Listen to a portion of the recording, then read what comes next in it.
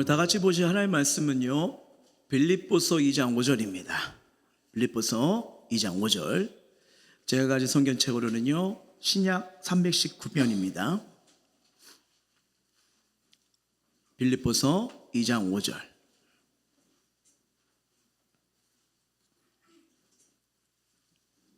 다 찾으신 줄 알고 우리 한 목소리로 읽도록 하시겠습니다. 너희 안에 이 마음을 품으라. 곧 그리스도 예수의 마음이니. 아멘. 자, 우리 믿음의 선포하도록 하겠습니다. 엠모생 교회의 주인은 예수님이십니다. 엠모생 교회는 성령 충만합니다. 하나님의 능력과 임재가 나타납니다. 예배마다 성도들의 삶과 마음이 변화됩니다. 기도응답 돌파와 기적이 일어납니다. 복음 들고 세상으로 나가 이기고 정복합니다. 기도하고 전도한 영혼들이 몰려옵니다. 각 세대별로 주께 돌아와 변화됩니다. 셀가족 예배마다 성령님이 만지십니다. 리더가 세워지고 분가번식이 일어납니다. 어둠의 권세는 예수 이름으로 떠나갑니다. 그 작은 자가 천을 이루고 그 약한 자가 강국을 이룰 것이라. 예수님을 사랑하는 제자, 예수님이 세우신 교회를 사랑하는 제자, 예수님의 사랑을 전하는 제자가 일어납니다. 나는 어딜 가나 빛이 되는 사람입니다. 주님께 영광입니다. 아멘. 자, 오늘도 주의 성전에 나와 예배 드리시고 함께 하신 모든 자들에게 하나님이 채워주시고 만져주시는 위로와 기쁨이 넘치길 예수의 이름으로 축원합니다. 우리 옆 사람, 앞 사람 이렇게 한번 인사했으면 좋겠어요. 오늘도 주님이 은혜 주십니다. 축복합니다. 자, 오늘은 그리스도의 마음에 물들어 빛이 되는 삶이란 말씀을 가지고 함께 은혜를 누리고자 합니다. 우리가 신앙생활 하다 보면요, 문득 이런 생각이 들 때가 있어요. 난 지금 어떤 마음으로 살아가는가? 그리고 내 삶 속에 하나님이 함께 하신다면 그 하나님이 함께 하심이 나의 삶을 통해서 드러나고 있는가? 이런 고민을 할 때가 우리가 있지 않습니까? 근데 이 질문 앞에서요, 성경은요, 먼저 우리가 누구인지를 분명히 말합니다. 우리 누구예요? 하나님의 형상을 닮은 존재라는 걸요. 그 어떤 피조물도 하나님 형상대로 창조된 건 인간밖에 없습니다. 하나님 우리가 스스로를 작게 여기지 않도록 그분의 형상을 따라 우리를 지으셨고요. 그분의 형상이 우리 삶에 드러나길 원해요. 그 형상이 뭡니까? 하나님의 성품, 하나님의 사랑, 하나님의 지혜, 능력이 우리 삶 가운데 드러나길 원하세요. 자, 그러면 우리가 분명히 하나님의 형상이고 우리 안에 하나님의 마음, 시, 은혜 모든 것들이 들어있는데 어떻게 우리가 살아가야 될까라는데, 오늘 본문은요, 우리가 어떠한 자세로 어떤 마음으로 살아갈지 오늘 본문을 우리에게 분명히 말씀하고 있어요. 우리 빌립보서 2장 5절 읽어볼게요. 너희 안에 이 마음을 품으라. 곧 그리스도 예수의 마음이니. 아멘. 여기 보면 마음을 품으라는데 어떤 마음을 품으래요? 예수 그리스도의, 그렇죠. 이 마음이 헬라어로 보면요, 프로네이테라고 합니다. 생각하라, 마음을 둬라, 태도를 가지라는 뜻이에요. 그러니까 예수님의 마음을 품으라는 건 예수님의 태도를 뜻하는 겁니다. 그러니까 예수님의 태도, 삶의 방식을 품으라는 거예요. 그래서 우리가 이 하나님의 형상이 우리 안에 예수님의 은혜와 씨앗이기 때문에 이걸 붙들고 산다면 우리 삶에 나타날 수밖에 없는 거잖아요. 그렇죠? 자, 그러면 어떤 마음을 품고 살았을 때 우리의 삶에 이런 태도가 드러나야 될까? 크게 세 가지로 함께 은혜를 나누고자 합니다. 첫 번째는 겸손이에요. 겸손이에요. 그러면 예수님의 마음을 품으라는 것은 우리가 알다시피 예수님의 겸손을 배워가는 건데, 예수님은요 이미 하나님과 동등된 분이십니다. 자, 빌립보서 2장 6절 읽어볼게요. 그는 근본 하나님의 본체시나 하나님과 동등됨을 취할 것을 여기지 아니하시고. 자, 하나님의 아들로서 세상에서 가장 높은 권세를 가지셨지만 그럼에도 불구하고 하늘 보좌와 영광을 내려놓고 이 땅에 내려오셨죠. 가장 위대한 희생, 어떻게 보면 가장 위대한 추락이었습니다. 어느 목사님의 이야기예요. 미국 LA에서 목회를 하시는데 이 시카고에서 청년 연합 집회가 열렸다고 합니다. 당시 유명한 찬양팀과 이 강사들이 초청된 거죠. 대규모 집회였기 때문에 이 목사님 교회 찬양팀도 초청이 된 거죠.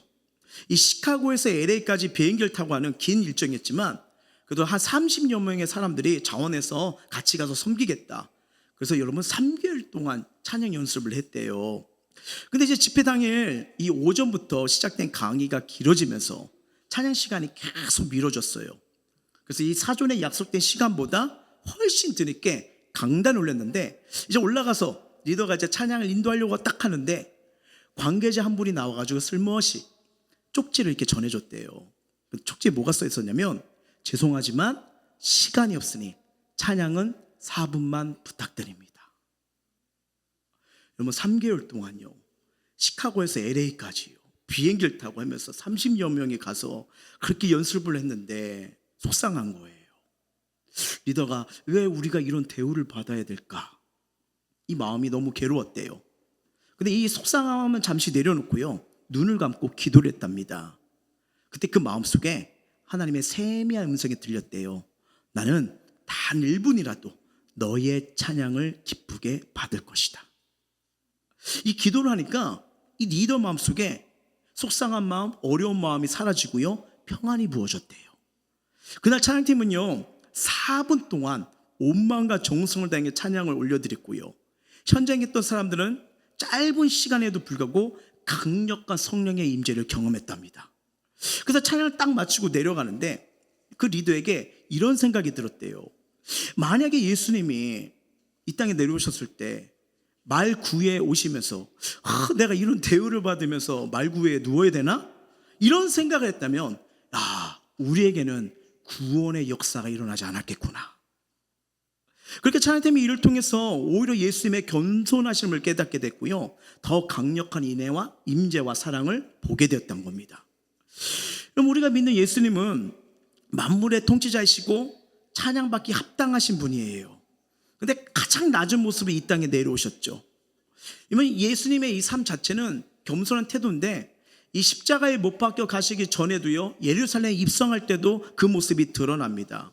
어떻게 보면 황금 마차를 딱 끌고 나는 왕이다, 나는 왕이 되면서 이렇게 들어오셔도 전혀 이상하지 않는 분이신데도 뭐예요? 그분은요 나귀를 타는데 그냥 나귀도 아니에요. 나귀 새끼를 타고 입성을 하시죠.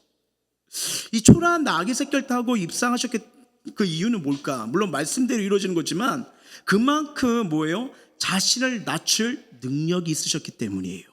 무슨 말이에요? 겸손도 능력입니다. 능력이요.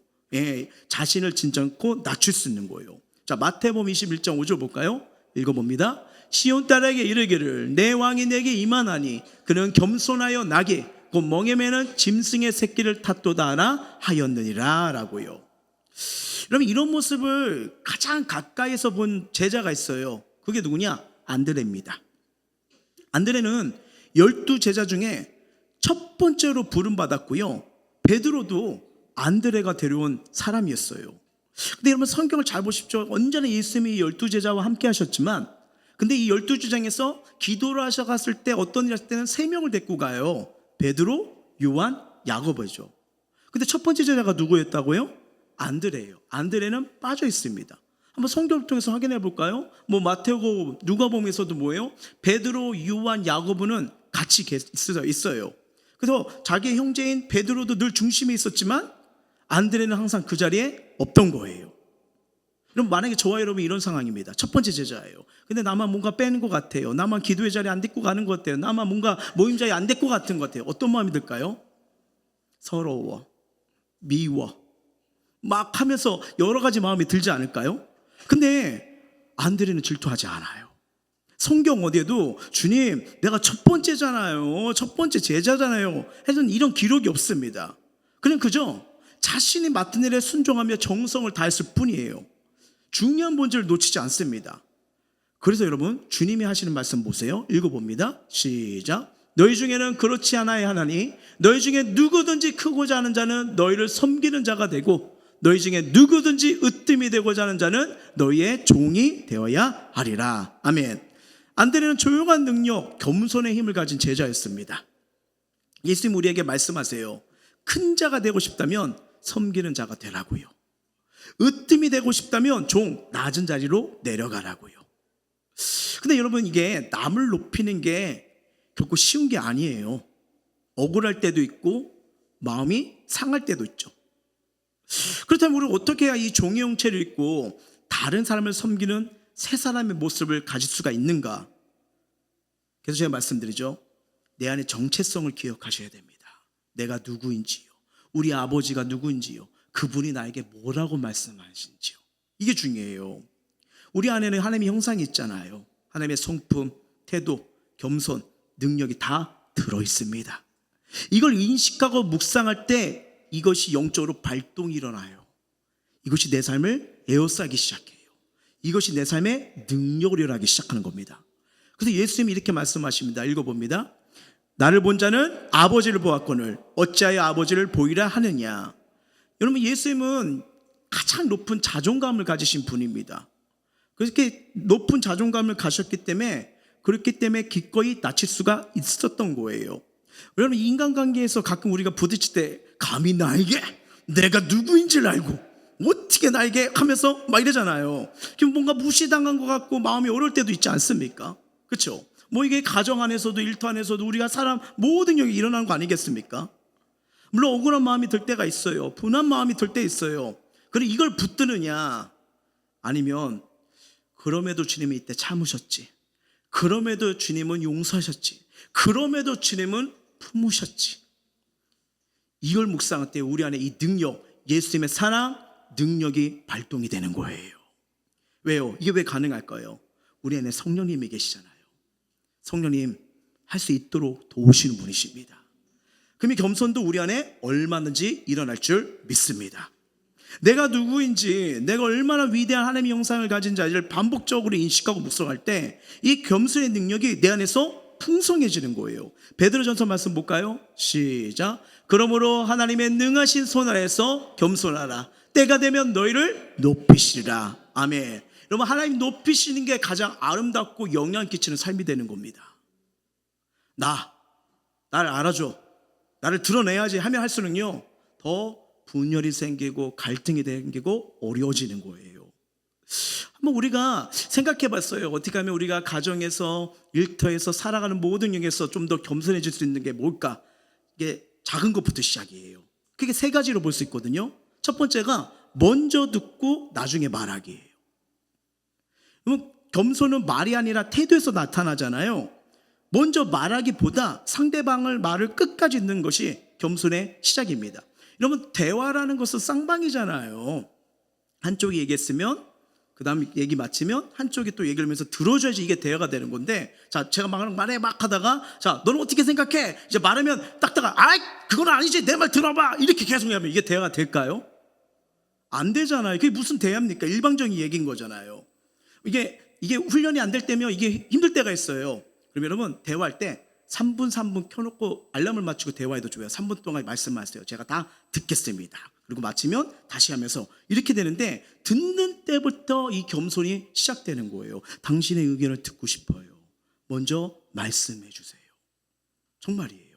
이 태도가 가정과 직장의 관계를 바꿉니다. 그리고 작은 일에 감사하는 거예요. 감사는 가장 빠른 겸손의 실천이고요. 감사는 교만을 무너뜨리는 가장 빠른 길이 됩니다.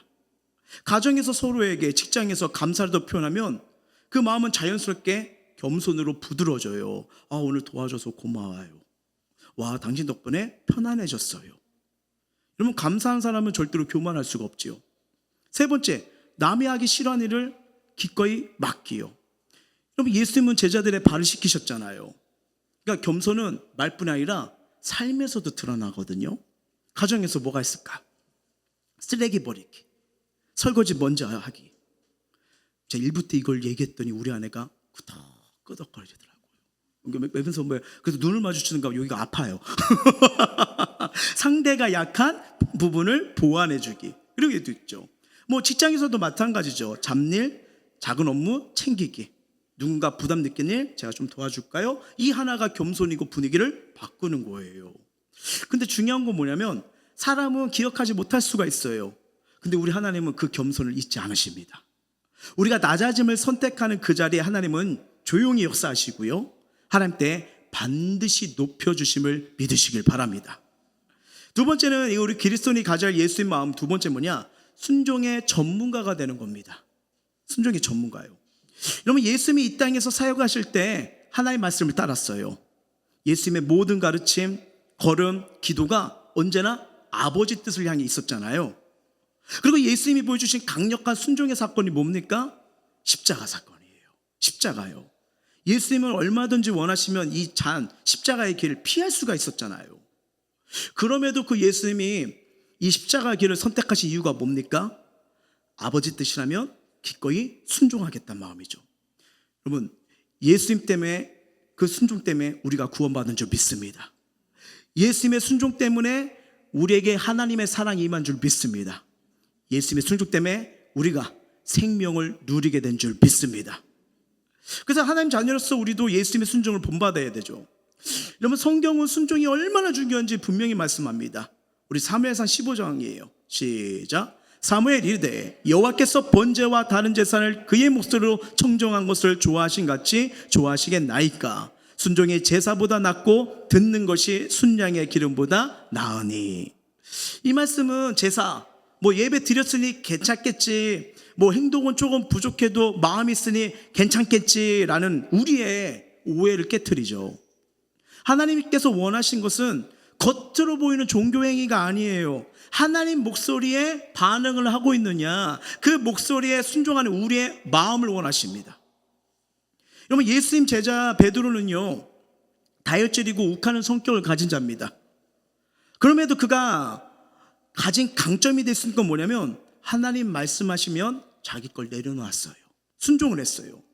심지어는 자기 생각과 맞지 않아도요, 자기 의견과 맞지 않아도 자기 것을 주장하지 않고 말씀에 순종합니다. 자, 누가복음 5장 5절 읽어볼게요. 시몬이 대답하여 이르되 선생님, 우리들이 밤이 새도록 수고했으되 잡은 것이 없지만은 말씀에 의지하여 내가 그물을 내리이다 하고. 여러분, 베드로의 직업이 뭐죠? 어부입니다. 하루 종일 물고기만 잡았던 어부예요. 이 분야에선 잔뼈가 굵죠. 전문가입니다. 그럼에도 불구하고 이 게네사렛 호숫가에서 예수님께서 뭐예요? 깊은 데로 가서 그물을 내리라, 이렇게 말할 순간 전문성을 따지면요, 이거 제가 해봐서 알아요, 이 물때가 아니에요, 지금 상황이 아니에요 라고 하지만 주의 말씀을 더 신뢰해버리잖아요. 근데 여러분 알다시피 이 말씀을 읽어보시면 알겠지만 그 순종의 결과가 어떻습니까? 놀라워요. 그물이 찢어져 버립니다. 큰 물고기가 153마리나 잡힌다는 걸 보게 되잖아요. 여러분, 이게 되게 중요합니다. 우리 삶 속에도 이 말씀보단 내 경험이 맞아, 내 방식이 현실적이야, 지금 봐봐 사건이 이러잖아, 현실이 그렇잖아, 하나님 뜻은 자꾸 이건데 그냥 내 마음대로 하고 싶어, 나는 이 생각이 우리가 늘 부딪힐 때 있지 않습니까? 어쩌면 주의 말씀보다 내 생각, 의견을 고집하고 싶으니, 그런 고집 부리고 싶으니 누구든지 있을 수가 있어요. 근데 이 베드로의 고백처럼 말씀을 의지하여 이 순종한 순간, 하나님은요, 말씀을 의지하고 순종한 자, 그를 통해서 기적과 역사와 변화를 보여주십니다. 어느 집사님은요, 작은 식당을 운영한 지 10년이 넘었대요. 초반에 손님도 많고 장사도 잘 됐는데, 이 몇 년 전부터 주변 상권이 쇠퇴하면서 매출이 급격히 줄어들기 시작했습니다. 가게 임대료는 밀려가고 직원의 줄 월급도 감당하지 못해서 어쩔 수 없이 직원과 일을 하지 못하는 상황까지 돼버린 거죠. 그러니까 주변 사람들이 말을 해요. 이젠 아쉽지만 접으세요. 여기 상권은 끝났습니다. 다른 곳에 이전하거나 새로운 일을 찾는 게 나을 수도 있어요. 심지어는 가족들도 이제 그만 고생하고 접자고 공고를 했대요. 지사의 마음이 너무 갈등이 되는 거예요. 고민이 되는 거예요. 한편으로는 너무 지쳤고 당장이라도 정리하고 싶었지만, 한편으로는 지금 접는 게 맞나 하는 마음이 남아 있었대요. 근데 어느 날 지사님은 조용한 주방 한쪽에 앉아서 성경을 펴들었대요. 근데 오늘 이 본문 말씀이 딱 눈에 보였대요. 깊은 데로 가서 그물을 내려라. 말씀을 의지하여 내가 그물을 내리이다. 그 말씀을 읽는 순간 이 가슴 깊은 곳에서 설명할 수 없는 감동이 올라왔답니다. 어떤 감동이냐면, 아직 때가 아니다. 조급하게 접지 말고 다시 한번 그물을 내려라. 정황상 도저히 이해되지 않는 말씀이었어요. 재정은 바닥이죠. 손님은 없죠. 업계 전망도 좋지 않은 거예요. 근데 이 지사님은요, 이 10년 동안 신앙생활하면서 배운 것이 하나 있답니다. 뭐냐? 말씀은 언제나 내 경험보다 정확했어. 말씀은 내 경험보다 언제나 정확했어. 집사님은 떨리는 마음으로 기도했대요. 하나님, 저는 경험상 이제 방법이 없어요. 근데 주의 말씀을 의지하여 순종하겠습니다. 하나님 주신 음성이라면 저를 인도하여 주옵소서. 가게 정리를 진행했던 마음을 멈추고요, 다시 한번 진심으로 가게를 붙들기로 결정을 한 거죠. 그리고 놀란 일이 벌어집니다. 순종한 지 한 달이 지나서요, 집사님 가게 바로 앞에 빈 부지에 대규모 새 아파트 단지가 입주하기 시작한 거예요. 그동안 하늘의 문을 닫던 것처럼 조용했던 그 거리가 갑자기 사람들로 북적이기 시작했답니다. 아이를 데리고 나오시는 부모들, 이삿짐을 정리하며 끼니를 해결하는 주민들, 새로운 동네 맛집을 찾는 젊은 가족들까지 가게는 일어날 수 없는 기적이 다시 살아났대요. 예전보다 더 바빠져 직원을 다시 채용하는 상황까지 되었습니다. 그래서 그 집사님의 간증이 뭐였냐면 이거였어요. 제가 제 판단대로 했다면 가게는 이미 문을 닫았을 겁니다. 그러나 말씀에 순종했을 때 하나님은 사람이 닫은 문 위에 새는 문을 여셨습니다. 순종은 늘 믿음의 기적을 향한 첫걸음입니다. 여러분, 저도 이렇게 사역을 하게 되면요, 이게 직장을 옮길 때 고민하신 분들이 계시더라고요. 저는 그러면 크게 두 가지를 꼭 여쭤봅니다. 거기 직장 하나님께 응답받고 가신 거예요? 그러면 그런 경우가 있어요. 맞대요. 그러면 가실 때도 응답받고 가셔야 됩니다. 이게 되게 중요해요. 지역을 옮길 때도, 이사를 할 때도, 뭐뭐 할 때도 응답을 받고 가느냐, 아니면 내 상황, 경험, 주변 사람을 따라서 가느냐, 완전히 결과가 달라집니다. 이게 되게 중요한 거예요. 왜냐하면 하나님의 말씀은 우리 상황과 경험을 보면 이해되지 않을 때가 많거든요. 여러분, 대표적인 게 여호수아 5장이에요. 여호수아 5장을 보시면요, 그 이스라엘 백성이 이제 가나안 땅 정복을 하게 되는데, 이제 뭐냐, 여리고라는 난공불락의 어마어마한 성을 놓고 전투에 기다리고 있어요. 그러니까 이 군사적 전략으로 보게 되면 무장을 강하고요, 경계를 세울 때예요. 근데 주님이 딱 나타나서 자, 지금 공격해라, 내가 하늘에서부터 대포를 쏴주겠다, 막 이러면 진짜 좋겠는데, 하신 말씀이 뭐냐면, 보세요. 여리고성 전투 전입니다. 5장 2절이에요. 그때 여호와께서 여호수아에게 이르시되 너는 부싯돌로 칼을 만들어 이스라엘 자손들에게 다시 할례를 행하라 하시매. 정쟁 직전에 남성들에게 할례를 행하라는 것입니다. 지금 기술이 많이 좋아졌는데 저희 때도 이거 하게 되면요, 일주일 동안 걷기가 힘들었어요. 여기까지만 얘기할게요. 왜냐면 이게 신체의 절단이잖아요. 극심한 통증을 막 동반합니다. 그리고 여러분 잘 보세요. 이때 마취제가 있었을까요, 없었을까요? 없어요. 피부를 절개하거나 제거하는 과정 중 이 짧은 순간이라도 해도 이 견디기 힘든 통증이 있잖아요. 그리고 여러분, 이때가 무슨 시대예요? 구약 시대잖아요. 의료용 칼로 할례를 했을까요? 아닙니다. 부싯돌이에요. 날카롭게 이렇게 해가지고요. 그러니까 통증이 더 크죠. 출혈 위험도 있죠. 그러니까 며칠 동안 움직이질 못해요. 그러니까 여러분, 전쟁 앞에서, 여리고 전투 앞에서 그 상황이 이러는 거예요. 불리한 상황이죠. 목숨이 오가는 상황이 될 수밖에 없는 겁니다. 근데 놀라운 거는요, 이스라엘 백성들이 불평하지 않고요, 여호수아의 말에 순종해요. 왜요? 아무도 반박하지 않고 그대로 따릅니다. 이들은 1세대 어머니 아버지들을 봤거든요.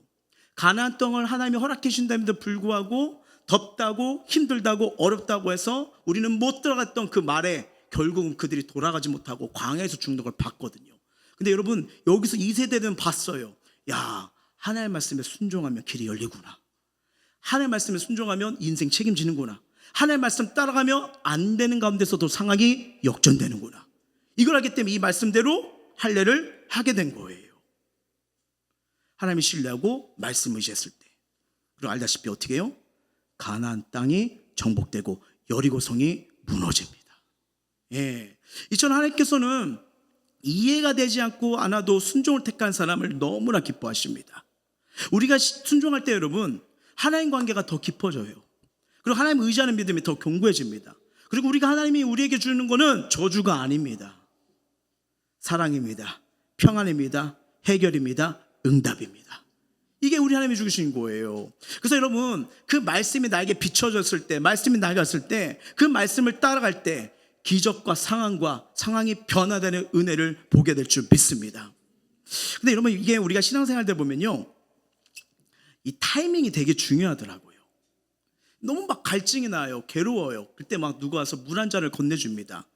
되게 기쁘고 감사하고 그 상황을 잊지 못하겠죠. 그렇죠? 여러분, 살다 보면 이 타이밍이 중요한 것처럼 이 순종에도 타이밍이 있어요.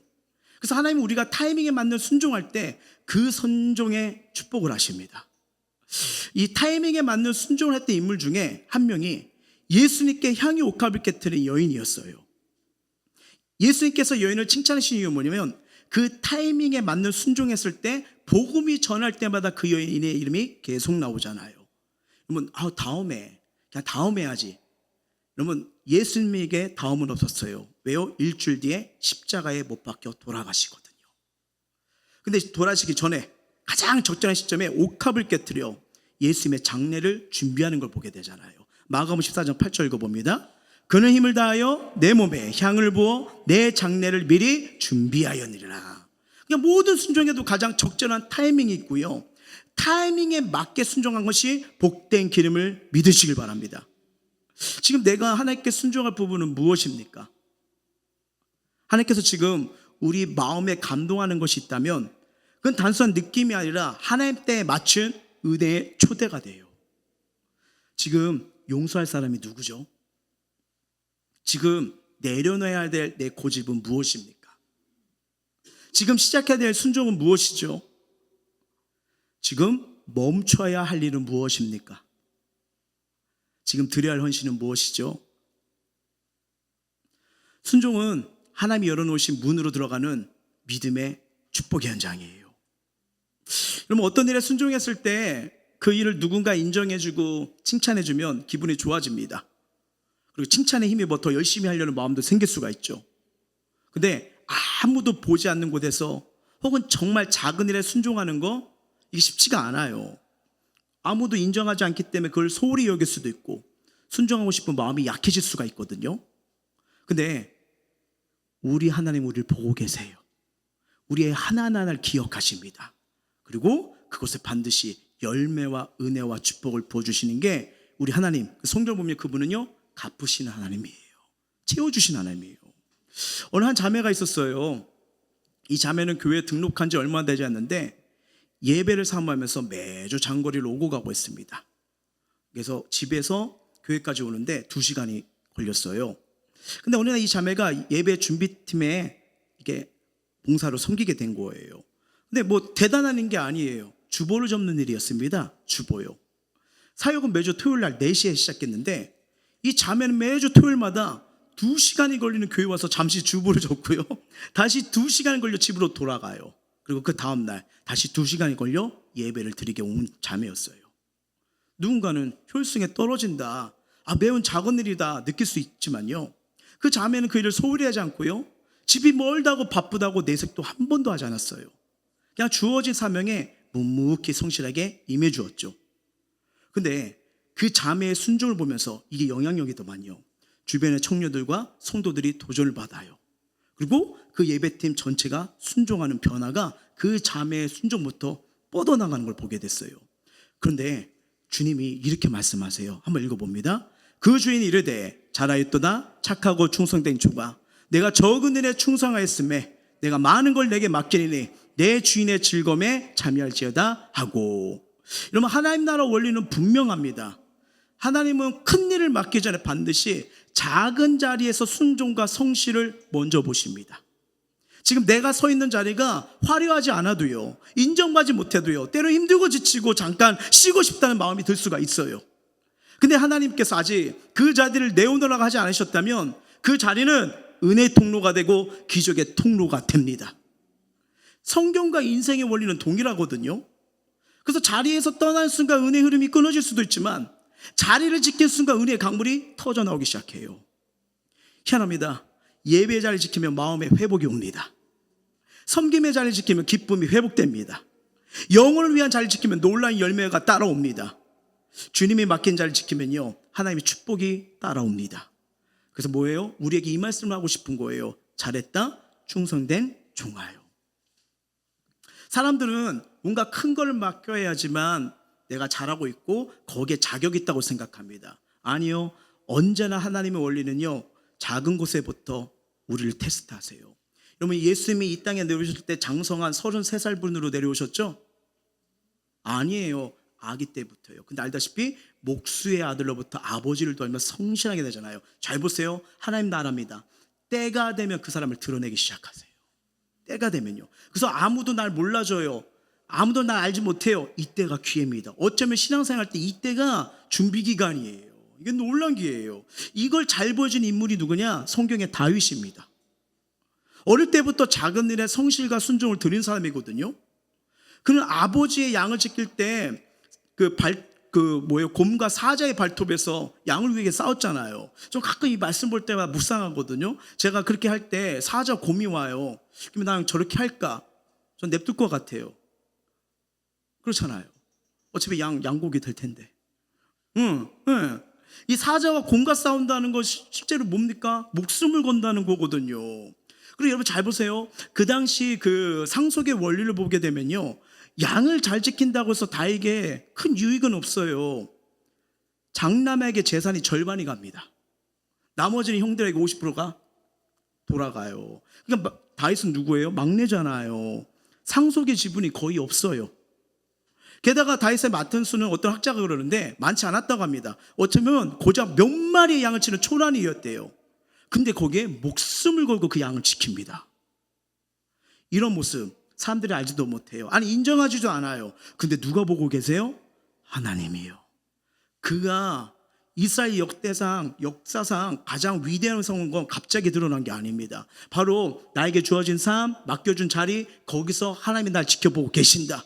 이 믿음 안에서 그것이 하나님 앞에 쌓이고요, 때가 되어 하나님이 드러내신 겁니다. 이게 성경의 원리예요. 그러면 왜 다윗은 도대체 이 힘과 이 원리가 어디서 나왔을까? 시편 말씀에 다윗은 늘 이렇게 묵상하고 하나님 인식했구나, 이걸 느끼게 되더라고요. 시편 16장 8절이에요. 시작. 내가 여호와를 항상 내 앞에 모시며 그가 나의 오른쪽에 계심으로 내가 흔들리지 아니하리라. 그러니까 주님을 항상 내 앞에 모신다는 인식이기 때문에 아무도 보지 않을 들판에서도 성실하게 양을 치고요, 사자나 곰의 공격으로부터 양을 지킬 수 있었던 것입니다. 이렇게 주님이 함께 하신다는 사실 인식하면요, 작은 일에도 성실하게 임하게 됩니다. 작은 일일지라도 감사, 기쁨으로 감당할 때 하나님은 기뻐하시고요, 더 큰 일을 맡겨주십니다. 작은 섬김 하나가, 작은 사랑 하나가 하나님의 큰 계획을 여는 출발점이 되시길 기억하시길 바랍니다. 자, 세 번째로 그리스도인이 가져야 할 태도는 뭐냐면 하나님의 사랑을 늘 구해야 돼요. 하나님 사랑이요.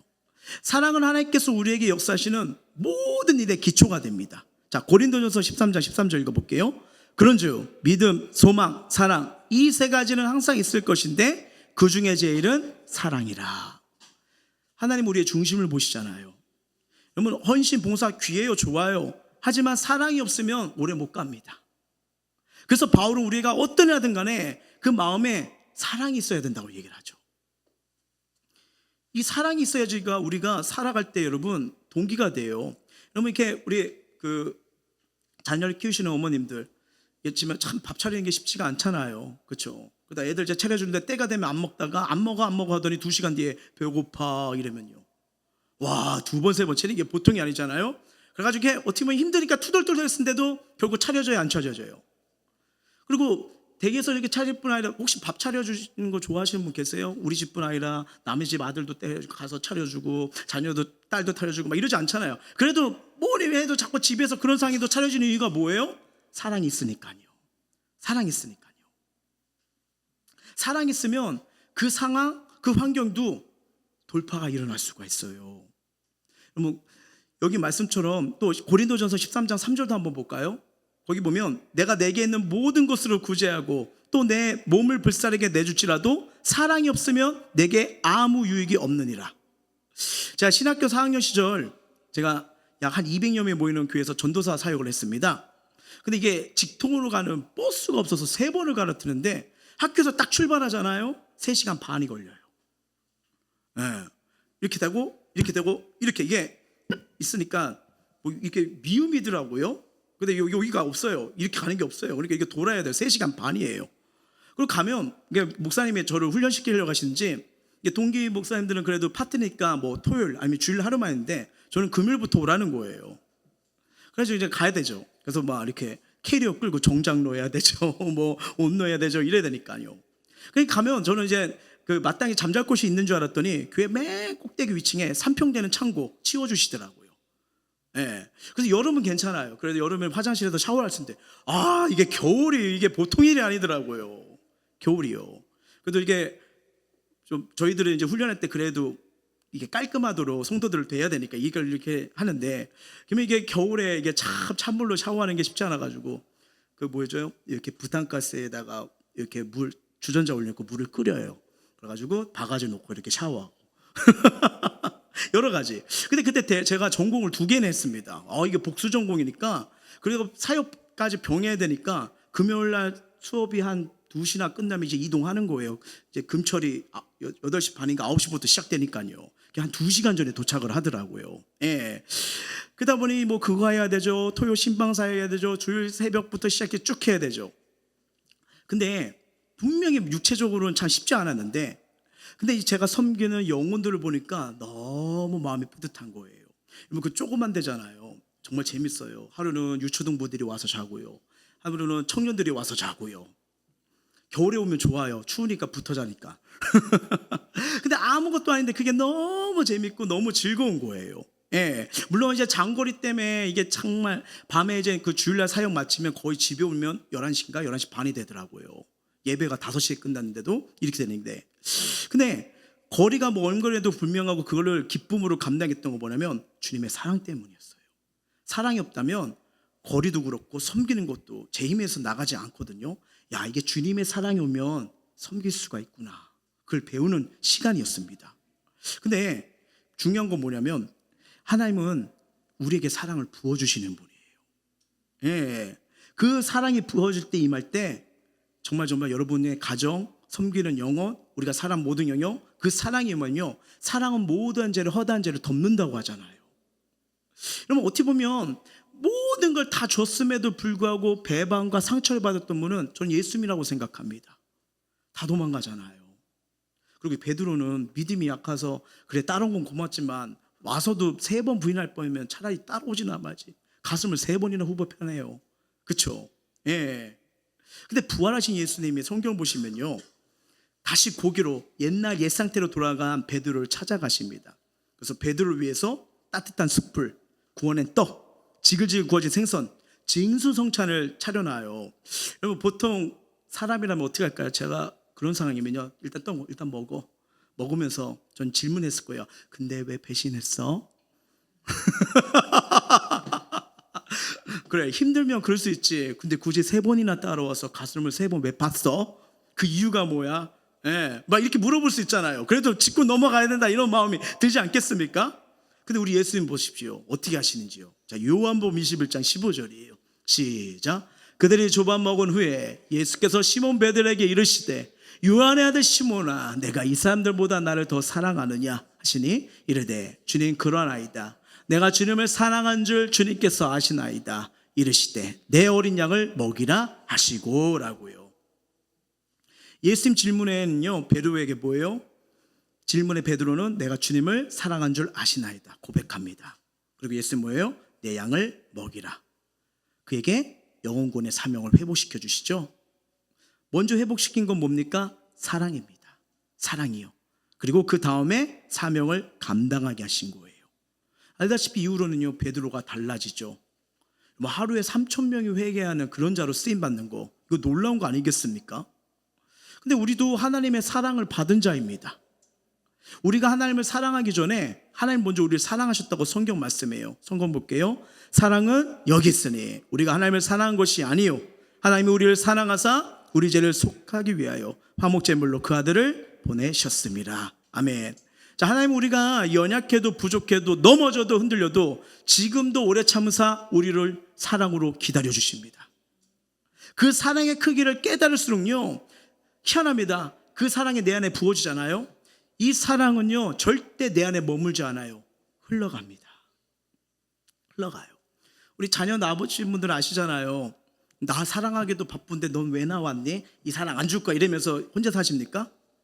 아니잖아요. 어떻게든 희생을 하면서도 막 주려고 하고 섬기려고 하고 하는 게 뭐예요? 사랑하니까 사랑은 흘러가요. 흘러갈 수밖에 없는 거예요. 왜요? 하나님의 형상이 우리 안에 있기 때문에 하나님의 형상 중에 하나가 뭐냐면 사랑이거든요. 내 안에 씨앗처럼 숨겨졌습니다. 그래서 그 사랑을 묵상하고 그 사랑을 부여잡을 때 이것이 열매가 맺히는 거예요. 열매가요. 하지만 현실 속에서 우리가 쉽게 사랑하는 사람도 있지만 도무지 품기 어려운 사람도 있습니다. 그럴 때 필요한 건 뭘까요? 기술이 아니에요. 막 여러 책을 보면서 이때 사랑하는 기술, 힘들게 하는 사람을 어떻게 뭐 하는 기술 이런 거 있잖아요. 여러분 그 기술 배울 수 있지만 그 오래 못 갑니다. 또 본질에 부딪히고 똑같은 상황이라면요 괴로워지는 거잖아요. 기술이 아니에요. 뭐냐? 기도하는 거예요. 주님, 저는 그 사람을 사랑할 힘이 없어요. 제 안에 하나님 사랑 부어주시고 주님의 사랑으로 사랑하게 해주옵소서. 저도 힘들고 어려우면 이 기도를 합니다. 어제도 집에 가서 이 기도 했어요. 제 힘으로는 못 버팁니다. 제 힘으로 하려면 제 눈 시야는 쿠팡 맴매밖에 안 보여요. 저걸 건드려야 되는데, 저걸 사용해야 되는데 아직 나에게는 쿠팡매가 아직 남아있으니 막 이러잖아요. 근데 이게 여러분 아무리 이런 걸 할지라도 우리 힘으로 하지 못해요. 하나님의 마음이요. 주님의 사랑으로 사랑하게 없어. 근데 이 사랑이 날 덮어지면요 우리의 말, 태도, 눈빛, 분위기가 달라집니다. 우리가 오늘 이 말씀 보면 주님께서요 우리 삶의 이 빛의 자녀로서 빛이 드러나도록 크게 세 가지 알려주시잖아요. 주님의 마음이 겸손, 순종, 그다음 뭐예요? 사랑이요. 이게 성경을 보면 저는 이 모습이 빛의 영상이라고 말씀드리고 싶어요. 빛의 영성이요. 왜냐하면 예수님이 우리를 빛의 자녀로 부르셨잖아요. 마태복음 5장 14절 읽어봅니다. 너희는 세상의 빛이라 산에 있는 동대가 숨겨지지 못할 것이요 라고요. 어둠은 무언가를 감추고 가리는 역할을 하지만 빛은 어둠을 물쳐버립니다. 우리는 빛이고 빛이신 하나님의 성품을 가진 존재라는 거예요. 그러면 우리의 삶을 통해서 하나님의 빛이 드러나고 우리 가는 곳곳마다 어둠이 물러갈 것입니다. 그렇다면 어떻게 빛의 사람으로 살아갔을까? 가장 강력한 빛은요 여러 가지가 있지만 그게 뭐냐면 바로 빛의 언어예요. 무슨 언어요? 빛의 언어요. 그 언어가 나의 삶, 주변, 환경을 바꿔버려요. 그래서 여러분 성경은 이렇게 말합니다. 에베소 4장 31, 32절 시작. 너희는 모든 악독과 노함과 분냄과 떠드는 것과 비방한 것을 모든 악의와 함께 버리고 서로 친절하게 하며 불쌍히 여기며 서로 용서하기를 하나님이 그리스도 안에서 너희를 용서하신 같이 하라. 아멘. 빛의 사람 언어가 바뀝니다. 자신이 빛이라는 정체성을 인정하게 되면요 헌담이 줄어가고 비난이 줄어들어가고 정죄 대신 축복이 나오고요 상처 주는 대신 말 대신 사람을 세우는 말, 힘을 주는 말이 나오게 됩니다. 이건 늘 우리 훈련인 것 같아요. 저도 계속 이걸 훈련하고 있는데 노력 중이거든요. 이 빛의 언어는 단순히 기분 좋으란 말이 아니라 성령께서 기뻐하시는 언어인 동시에 성령께서 역사하시는 언어예요. 그 말이 영혼을 살리고요 관계를 밝히고요 공동체를 세웁니다. 특히 이 가정과 교회 공동체를 분위기를 밝게 만드는 방법이 빛의 언어입니다. 마음이 눌려있을 때, 미움과 분노가 가득 찰 때, 비난과 정죄하고 싶은 마음이 들수록요 이 빛의 언어를 말하면 사랑이 충만해지고요 어두웠던 마음이 변화가 일어나기 시작합니다. 이 어둠의 언어가 가장 나오는 큰 이유는 뭐냐면 이 순간적으로 내가 빛의 사람이란 정체성을 잊어버리기 때문이에요. 그럴 땐 입으로 또는 속으로 계속 고백하셔야 돼요. 나는 어둠이 아니다. 난 빛의 자녀다. 나는 하나님의 자녀다. 그러면 그 분노 감정이 수그러질 겁니다. 정말이에요. 여러분 알다시피 우리 분노가 있었을 때 감정이 자꾸 이렇게 냈을 때 의도치 않게 더 깊은 상처가 되고 아픔을 줄 수가 있었잖아요. 그래서 이 언어가 정말 중요한 거예요.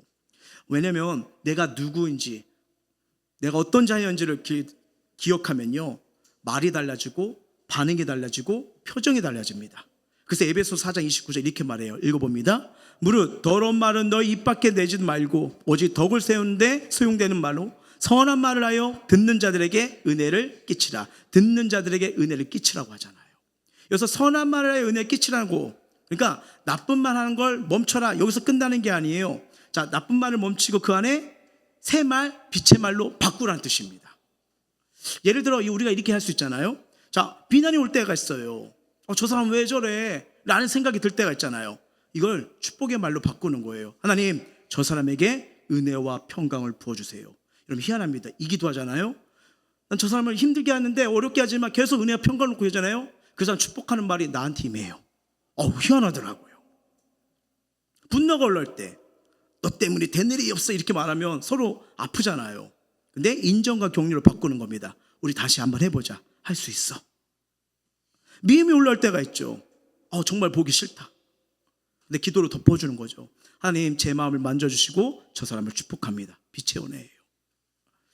마음이 눌릴 때, 내가 왜 이 고생을 해야 되지? 그래도 하나님이 함께 할 줄 믿어요. 새롭게 할 줄 믿어요. 감사합니다, 이거예요. 왜요?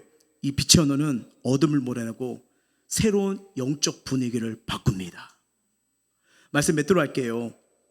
우리는 하나님의 형상을 따라 지음받았고요, 그리스도 예수의 마음을 품도록 부름받은 하나님의 자녀들이에요.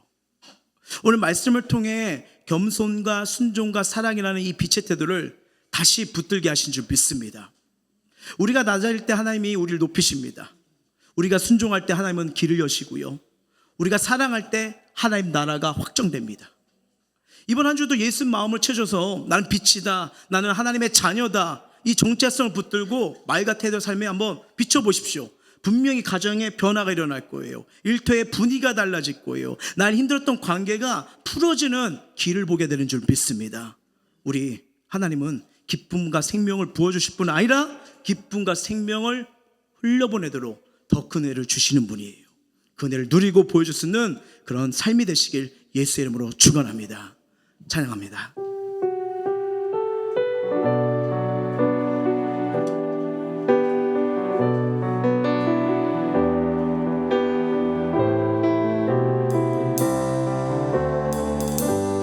보소서 주님, 보소서 주님, 나의 마음은 선한 것 하나 없습니다. 그러나 내 모든 것 주께 드립니다.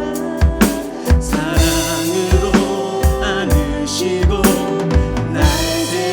다시 한번 고백해요. 보소서 주님, 보소서 주님, 나의 마음은 선한 것 하나 없습니다. 그러나 내 모든 것 주께 드립니다. 사랑으로 안으시고 날대로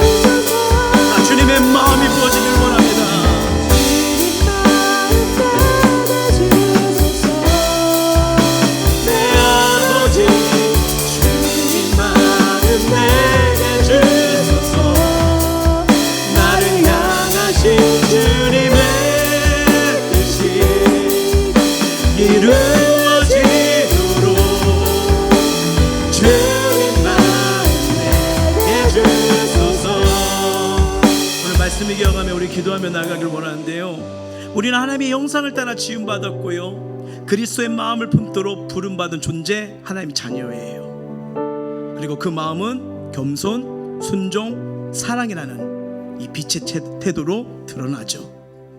예수님은 가장 높으신 분이셨지만 스스로 낮아지셨고요, 가장 고통스러운 십자가 앞에서도 아버지 뜻에 순종하셨고요, 끝까지 사랑하시며 우리를 품은 줄 믿습니다.